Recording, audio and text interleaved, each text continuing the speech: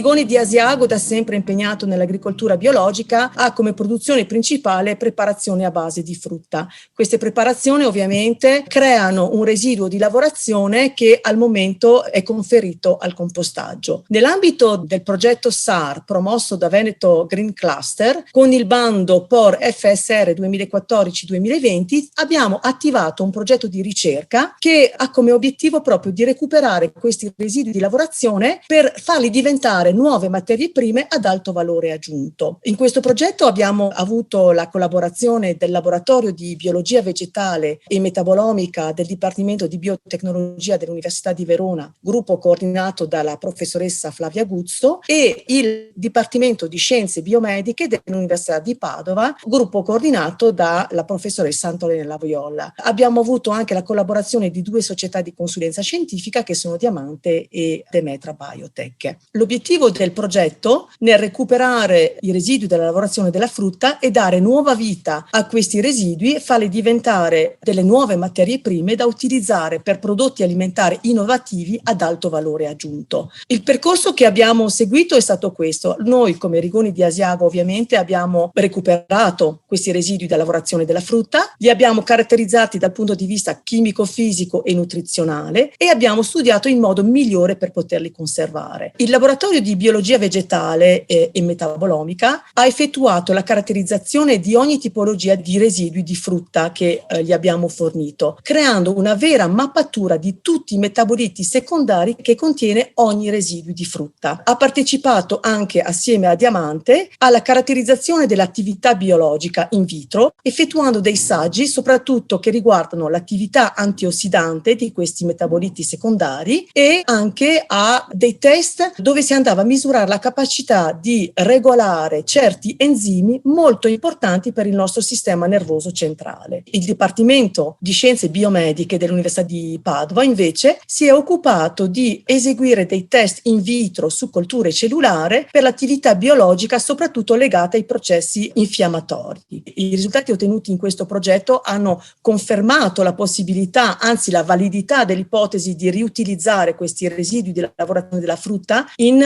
prodotti innovativi. Come risultato finale di questo progetto abbiamo sviluppato 2 prototipi di prodotti alimentari innovativi, vale a dire una preparazione a base di mirtilli neri arricchita in quei fitocomplessi ricavati dai residui della lavorazione della frutta. Un altro prototipo è stato quello di sviluppare una barretta di frutta realizzata interamente con i residui della lavorazione della frutta.